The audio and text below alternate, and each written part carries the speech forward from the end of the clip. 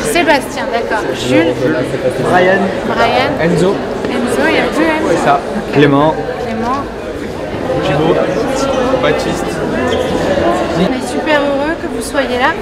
Donc n'hésitez pas à me dire tout ce que vous voulez, tout ce que vous voulez faire, tout ce qui vous intéresse, tout ce qui est important pour vous. Parce que nous, on veut que ça soit un bon séjour pour vous. Merci beaucoup. Ben déjà, je crois qu'on a un plan. Voilà. Après, là, on a tout le programme de ce qu'on va faire. C'est quoi ton impression d'être ici dans ce lieu magnifique? C'est beau, c'est grand et je m'imaginais pas ça comme ça. Ah oui, c'est magnifique. Qu'est-ce que c'est beau. C'est beau. Quelle vue incroyable. Non, par contre, la vue est incroyable. Bah, c'est super joli. C'est impressionnant, très vert. C'est très beau. Grandiose. Majestueux. Historique. Culturel. On adore.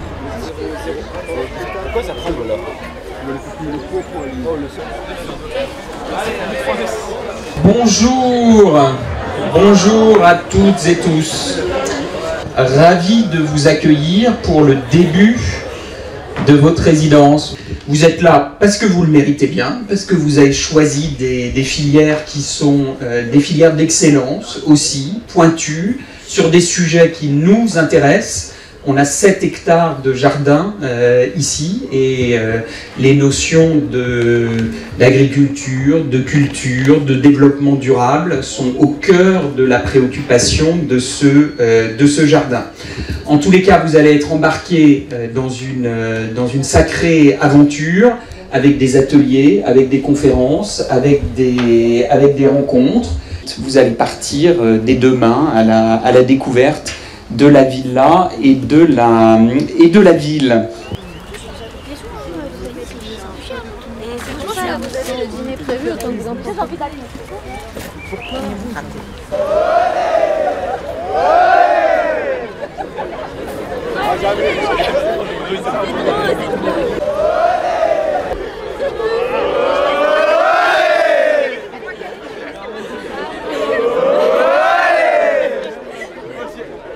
Le Simo te découvre.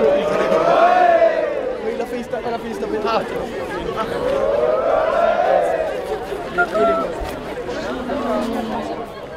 Alors, gravure, ça veut dire quoi? Moulure. Alors, il y a plein d'histoires en fait dans le mur. C'est ni gravure ni moulure. Et vous savez pourquoi? Parce que c'est du relief. Et tout ce que vous voyez en relief, eh bien, c'est du marbre. Ça veut dire qu'on l'a sculpté. Alors la maison, elle date approximativement d'il y a à peu près 500 ans. Les reliefs qui sont insérés dans la façade, eux, ont une différence avec la maison de 1500 ans. Parce que c'est des reliefs antiques d'il y a environ 2000 ans. Ça veut dire qu'on les avait, en fait, d'une certaine façon, collectionnés. Et qu'est-ce que c'est qu'on collectionne? Eh bien, les statues, les reliefs qu'on retrouvait dans les chantiers. Pour refaire les palais, les églises, on creusait. Et bien sous terre, on retrouve toute cette antiquité qui va faire partie du coup des collections. Ça, c'était l'Académie de France à Rome. Permettre aux artistes français de vivre à côté de l'héritage de la Rome antique. Et dans les vergers, il y a des agrumes et encore des agapantes et la production des poires et des pommes. Nous avons, là, tout est bio. Là, tout est bio. On n'utilise pas ni de discernement, ni pesticide, rien. Nous avons 6 jardiniers qui s'occupent des jardins. Dans les bois, nous avons les ruches pour les abeilles. Et on a une petite production de miel. On a également la production de confitures à la Villa Médicis.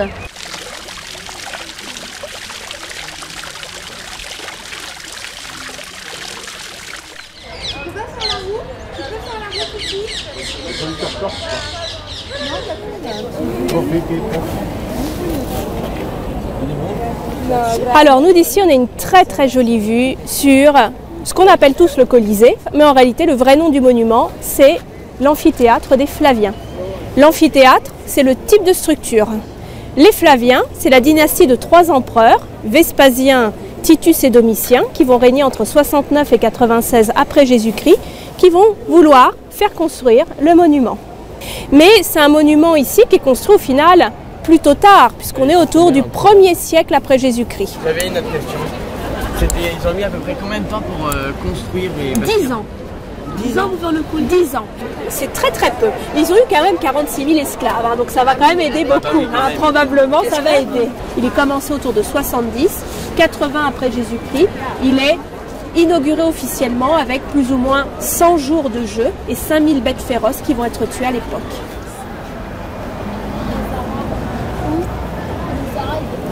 Et donc là, on trace à la fontaine. Donc là, il faut préparer vos pièces de monnaie. Donc c'est très peu calcaire. Donc c'était une très bonne eau. Et donc les papes ont voulu faire une fontaine qui célèbre la qualité de cette eau. Et du coup, ils l'ont faite monumentale. Donc c'est vraiment à la gloire de la bonne eau. Et justement, le fait qu'elle est très peu calcaire, ça fait que les conduits antiques ne se sont pas encrassés, Et donc, une bonne partie fonctionne encore. Hein. Regardez comme c'est beau. Devinez qui c'est le dieu au milieu? Eh ben ouais, c'est le dieu de l'eau. Donc il faut qu'il la vide au moins tous les 2-3 jours. Hein. Parce que les pièces, elles s'accumulent. Après, il y a des gens qui veulent venir les piquer. Donc il faut qu'ils ramassent les pièces assez souvent. Il va falloir se frayer un chemin parce qu'il y a un peu de monde, mais je sens que vous allez adorer. Il faut que je vous montre ces fameuses fontaines d'eau potable romaines. On appelle ça des nasoni, des gros nez. J'ai mis la bouche. Sans devoir trop se pencher. Alors je vous le montre au bout d'un moment. Ok, vas-y. Ouais. Ah, elle a trouvé. Voilà. Alors fais gaffe parce qu'on s'en met partout. Il faut mesurer le jet. Comme ça. Voilà. Brava. Super.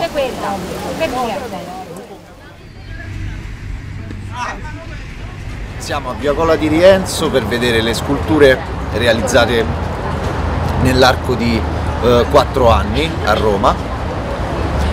On se trouve dans la Via di Colla di Rienzo où il a réalisé plusieurs statues pendant 4 ans, ici dans la ville de Rome. L'idée c'est de la récupération d'un matériel très important que c'est le bois. In qualche modo tramite una scultura c'è una rinascita, diciamo. Alors là ce sont de bûches là, des arbres abattus, donc on peut le considérer comme des déchets. Et donc pour lui c'est très important de donner une nouvelle vie dans quel qu'on considère des choses mortes, voilà. Et anche più grandi. Oui, il a réalisé des choses immenses. Hein. C'est vrai que ce sont des œuvres d'art qui sont destinées à changer, même être abîmées par le temps. Il sait déjà hein, que peut-être l'œuvre qu'il a ici aujourd'hui va disparaître. On est arrivé où il y a les lacs artificiels. Donc avant on a vu les musées, la galerie Borghese, on a vu la volière, le jardin secret où il y avait les fruits, les oranges amères, le jardin des épices. Et alors on a trouvé à l'intérieur du parc les 4 éléments, évidemment. Alors on a trouvé de l'eau. Alors il y a beaucoup de fontaines, mais on a trouvé là le lac artificiel. Alors, vous avez trouvé des inspirations à l'intérieur du parc de la Villa Borghese, oui ou non? On avait déjà les inspirations de base, mais oui, c'est vrai qu'après l'idée de lac artificiel avec des cascades, tout ça, c'est plutôt pas mal. Alors on aime l'eau, c'est la partie la plus intéressante. Et c'est alors la partie qu'on a trouvé beaucoup à l'intérieur du parc de la Villa Borghese.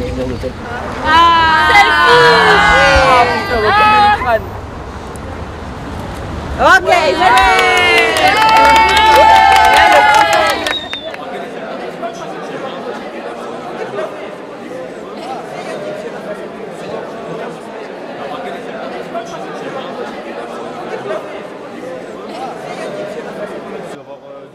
Il s'agit d'un herbier revisité à base de plantes odorantes, de gravures et d'une souche d'olivier qu'on a pris dans notre lycée. De base, ça ressemblait pas du tout à ça. Au fur et à mesure, on a monté les choses, on a créé plus, on a assemblé les étages et il était gris, là maintenant il est poli, etc. Ça fait du bien de voir cette évolution globalement. On se découvre à l'art. Hein.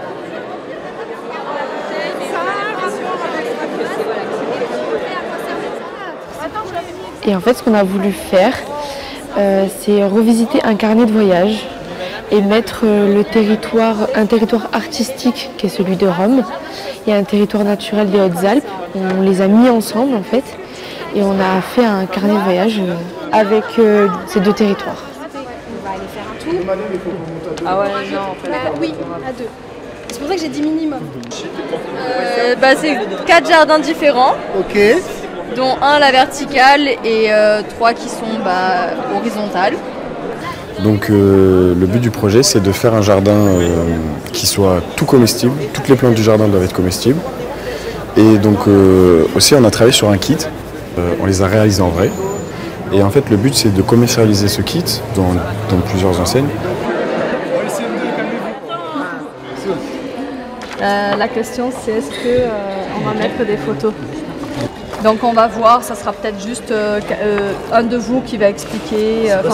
Quand vous allez expliquer, vous aurez des photos à la sur la table là-bas. Vous en avez 6 ou 7 là, je crois. Oui, c'est bon, c'est parfait. Avec ce thème, on a décidé de faire des œuvres artistiques qui nous représentent chacun. Et du coup, par la suite, on a décidé de les imprimer en faisant des photos. Et avec ce thème, on en est venu à se demander quelle est la trace que l'on va laisser dans le futur.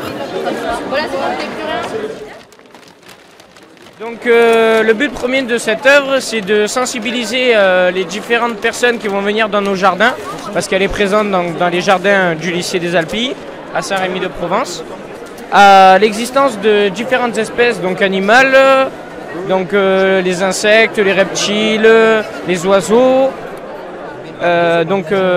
pouvoir comprendre où elles habitent, dans quel type de lieu, et aussi ça rend un côté un peu esthétique à nos jardins.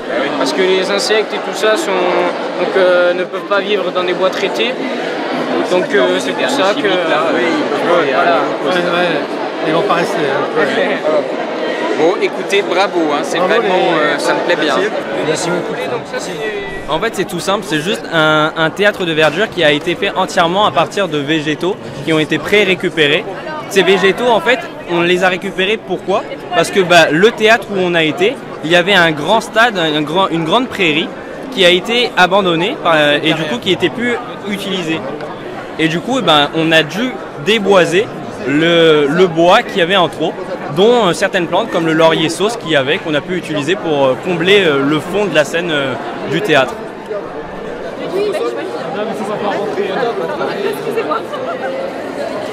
T'enlèves les pots? Ouais, tu rigoles à poser. Oh, tu as fait quoi?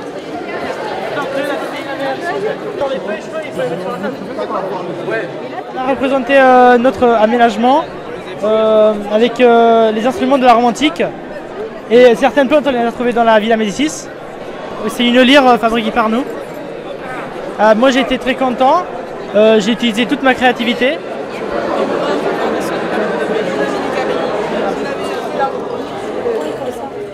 Et ce qu'on a fait en fait, comme notre filière c'est laboratoire contrôle qualité, vu qu'on fait beaucoup d'analyses en général sur l'eau, on a mis notre matériel avec tous les dessins, donc il y en a 18.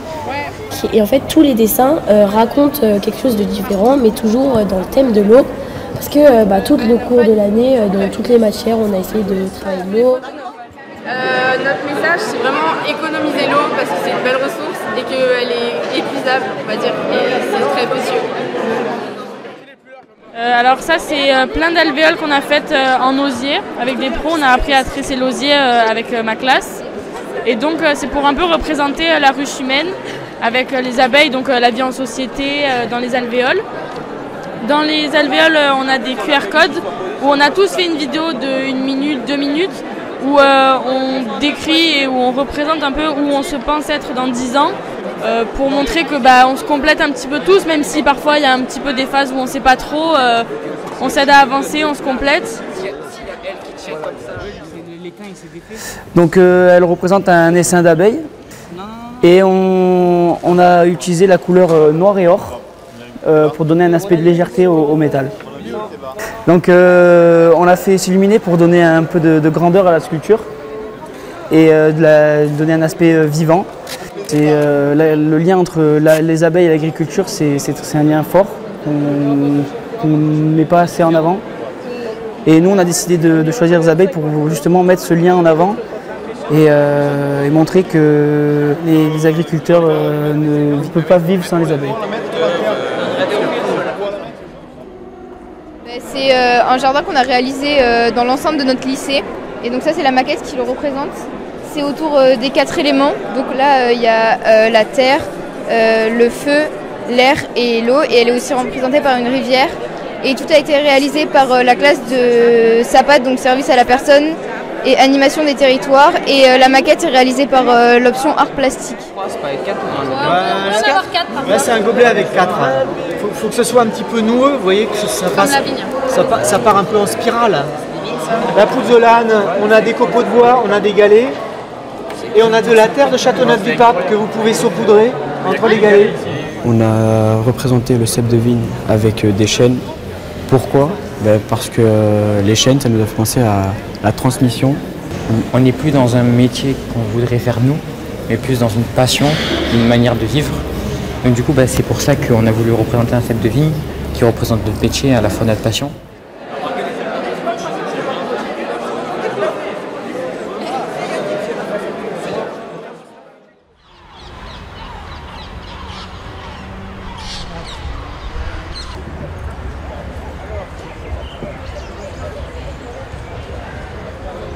En général, ces pins parasols, ils ont été plantés par un ex-directeur de l'Académie de France en les années 1840. Donc c'est des pins qui ont plus ou moins 2 siècles.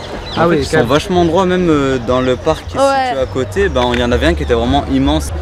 Ça c'est par contre des grenadiers, voilà. Et puis ça c'est le carré des vignes, donc il y a des cépages différents et devant chaque cépage, devant chaque fil, eh bien il y a toujours une rose. Voilà. Du coup la villa elle produit du vin. Elles n'ont jamais réussi. Ah d'accord. Ils ont essayé, en fait, il y a du raisin qui va sortir évidemment en automne, mais la vigne elle ne pousse pas assez haut, enfin ils ne sont pas satisfaits, ils n'ont jamais réussi à produire ça. Et par contre ici c'est plutôt laurier, ça c'est myrte. Myrte, ok. Ça va remplir un peu les trous. Ah oui, ça comble. Voilà, et puis de la cante en dessous. Ces grandes feuilles. C'est bien, c'est diversifié. C'est ça, c'est très diversifié pour les espèces et tout ça. Ouais. Putain, vous êtes des pros, ouais. Oh, c'est notre filière. Ah bah oui, mais quand même, hein.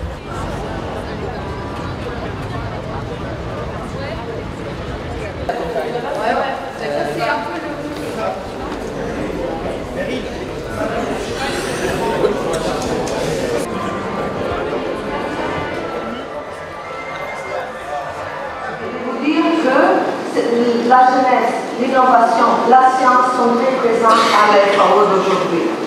Et depuis 2021, on a ce qu'on appelle le Forum mondial de l'alimentation. Merci et encore une fois, bienvenue à l'FAO et j'espère que vous allez bien profiter de votre séjour à Rome. Merci. L'eau est la ressource la plus importante pour la vigne et pour toutes les autres cultures. Que ce soit pour les fruits ou pour le blé. Et notre question c'est est-ce que vous avez trouvé un projet qui a l'air prometteur ou vous êtes en voie de trouver un projet pour gérer l'eau? Quelles sont les grandes lignes du programme de l'alimentation scolaire et comment ce programme est-il compatible avec l'agriculture durable? Et ça implique des appuis à l'agriculture, et c'est là qu'on va faire le lien avec l'agriculture durable.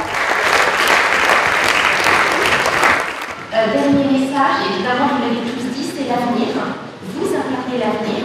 Notre métier, notre mandat, votre mandat à vous, c'est il nous faut nous nourrir sans nous détruire, sans détruire la planète. Aujourd'hui et demain, et maintenant c'est à vous de jouer. Merci à tous.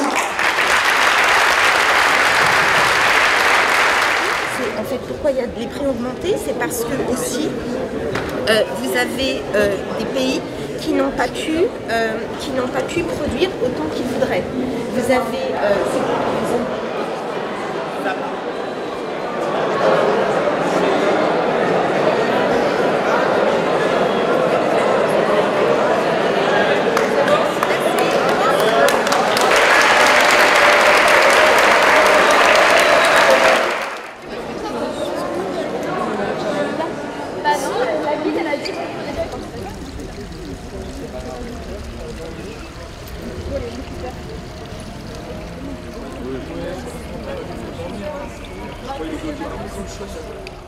Je regarde le public, je parle bien fort et je présente le meilleur projet de la Terre. On est d'accord? Comment ça personnaliser? Comment ça? C'est des œuvres qui nous représentent nous. Tu vois, l'intérieur de nous. Chacun son œuvre. Ce qu'on pense, ce qu'on aime, tout ça, c'est nous, c'est dans nos œuvres. Et ouais. Et est-ce que ça va durer? Ça va faire quoi avec ces œuvres? Est-ce que ça va durer? Bien sûr que ça dure dans le temps. C'est de la trace artistique, à l'empreinte écologique. Et ouais. Mais non. Et ouais. Bravo!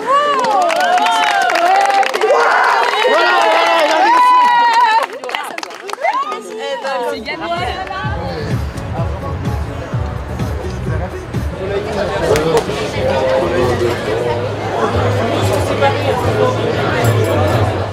Ça va être à vous de jouer sur scène dans quelques minutes. Merci en tous les cas hier de nous avoir montré physiquement vos projets remarquables. Bonjour, alors nous venons de Carmeja d'Azine et nous sommes en seconde à PPA et nous allons vous présenter notre projet. Donc je vais commencer par présenter la rose. C'est une plante très fleurie qui a besoin d'un sol neutre et de soleil pour pousser. Elle est très réputée car c'est une plante très romantique.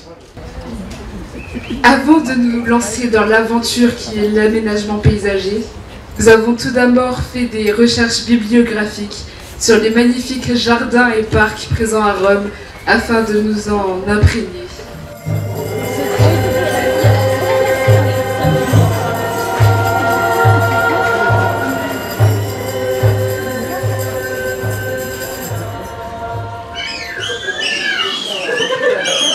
On pourrait l'appeler Babel, Tour de Babel, Babel de la biodiversità, Babel de la Pachamama, Babel il mio rifugio, Babel della natura, Babel viva Roma, C'est juste ces deux mots, vraiment au nom de toutes les guides. On voulait vous dire que vous avez fait tous et tous un travail merveilleux, qu'on a tous été impressionnés par ce que vous avez fait.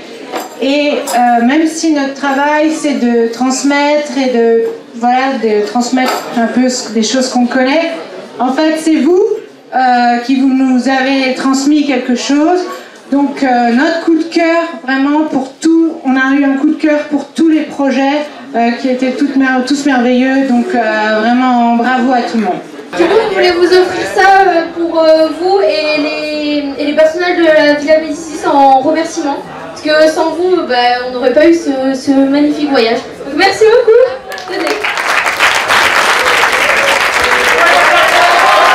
Poursuivez dans la bonne humeur. Bon retour demain dans vos lycées, chez vous. Et encore merci d'avoir participé à cette aventure qui était vraiment très très importante pour nous.